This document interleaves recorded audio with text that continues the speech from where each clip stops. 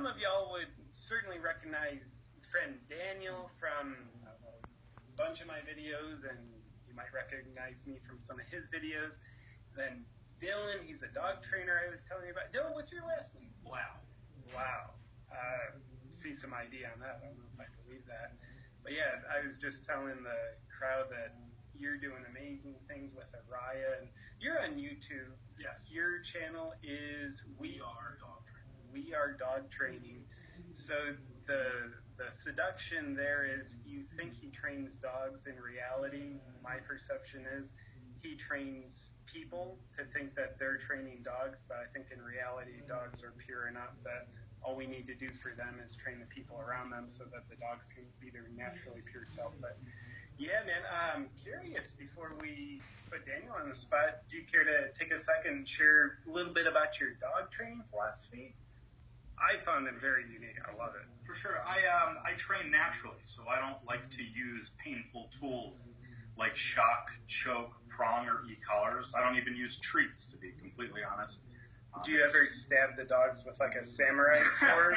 Is that like no extreme pain? So that would be painful. Yeah, that would be part of the extreme pain. But we do it completely naturally, and a lot of it, like you said, is training the owner to understand what they need to be a dog trainer, just like Daniel.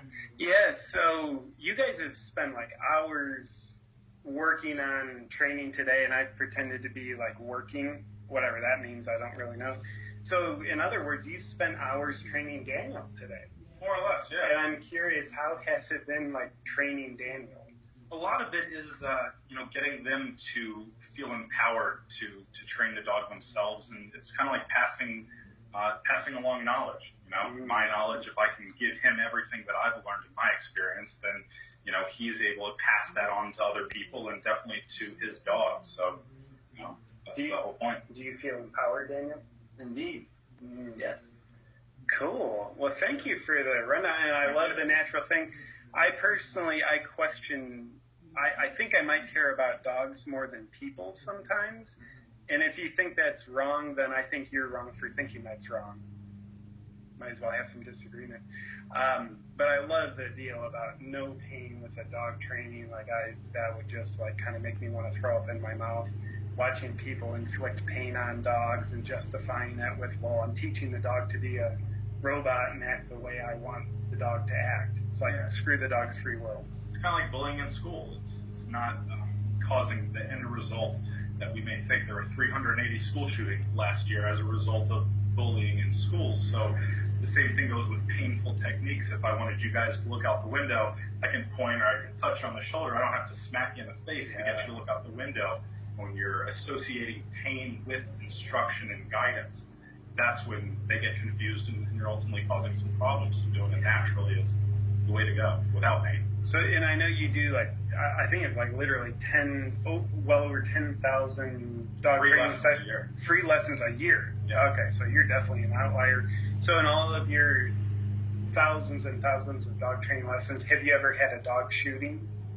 No dog shootings. No. So that proves that the painless dog training techniques work. At least by my standards. Oh, can you show everybody how you pick Araya up by the back of the neck? This might look a little startling, but it's so relaxing to Araya. So if you notice where the back of the neck is, just like the mom would, they would pick you by the fat of the neck, and they would be completely relaxed, as you can see. Yeah, I completely still. She's a beautiful dog. God, you're a pretty girl. So last night when I saw Dylan pick Araya up like that for the first time, I got butterflies in my stomach. I'm like, oh my God, God is dog spelled backwards, by the way. You're hurting her, but it's no, if you were here, she is just so relaxed. It's kind of like her being in the womb of her mother's mouth. Yeah, you think about the lion cub being picked up by its mom. They pick it up by the back of the neck and bring it back into the pack when they're out of line. Yeah, well, and then because Daniel is an absolute bro of mine, we're doing business together, and I say that in an inconspicuous, vague tone so that you guys think we're ultra important. But because you're such a bro, Daniel, I'm wondering, I'm just going to hop over here. Would you mind sharing with the lovely folks online what you've been up to recently. Oh, I would definitely be a major part of the equation that we were alluding to of the person that's being trained to train the dog. But in reality, I would say it's been an affirmation to infinity and beyond of the very gray line between a teacher and a student. Mm-hmm. And the best way, in my opinion, it's definitely an affirmation. The best way, in my opinion, to learn something is to lead it. Lead a group of people around the belief that you're wanting other people to learn. And I think people are doing that. I think people are wanting to, what they're teaching, they're wanting to master. Right on. So I've been enjoying being a part of that process, especially for this lovely being right here. I'm learning a lot. I can see JP. JP's had a dog for how many years? Come on. Yeah. Is this where the ultra enlightenment comes from? How many years have you taken care of that dog? That dog. Right his name is Zephyr, by the way. A little offended. I'm saying with those. So Zephyr, his 12th birthday is coming up on September 20th. So big celebration. You can send Zephyr your grass-fed steaks, pretty much any kind of meat.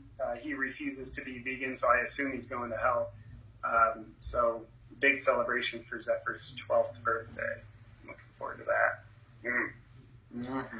Oh, and just on a not so shameless promotion, the Costa Rica event, is that ready to? Yeah, that's it. We're live. That's it. That's it. So might as well do a shameless promotion that I don't feel shame about.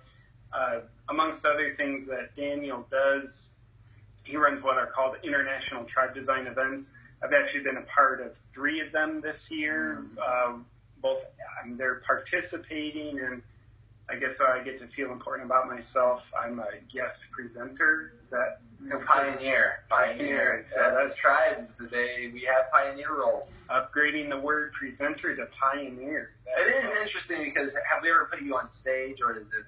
In my opinion, we get people that are usually on stage and sometimes behind the stage, but this time it's all in a circle. Everything is done communally. Yeah. You see how strong the tribe we can build. It's not like who's the most important. It's like, wow, we're all the most important. Yeah, it's very much a connecting experience. It's no get on stage and talk at people, or there you are in the crowd and listen like you're just some number. But yeah, it's a very tribal connecting experience. So moral of that story, the next International Tribe event is in Costa Rica in January, and I'm at this point, I'd probably say 100% sure that I'll be there.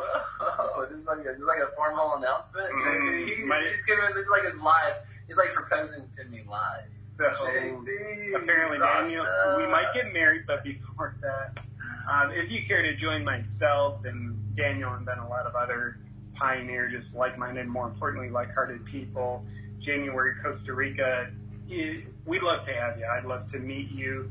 And is it internationaltribedesign.com? That's the website you'll go to, and you'll see a video, a clip of our last event in British Columbia. But below that, I believe there's an apply next, or see the next event in Costa Rica. Go there, fill out a simple application, and we'll probably get back to you pretty quickly because we capped the event at 150 people because there's a lot of research that's being surfaced that our cognitive ability to gossip within a group of people effectively caps at around 150. We like to gossip positively in the ultra spiritual heart quarter, so we want to make sure we're doing it the best way possible. Yeah, and you have to apply, which of course should activate your deep unconscious to make you think this is exclusive, and you run the risk of not getting in, so that makes you want to get in more. It's like, well, let me pay just quadruple the price so that I can definitely get in with my application. Or it could remind us, is the meaning of death life?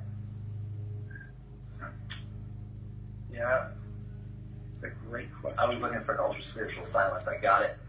Yeah, I like that. Well, cool. Thanks for saying, hey, guys, you're welcome to hang out if you want, but no obligation. I'm just going to dive into some viewer questions and comments. Okay, cool. I might float around a little bit. Cool. I might walk around and sense the energy, make sure everything's good on the outside of this container. I love it. Cool, guys.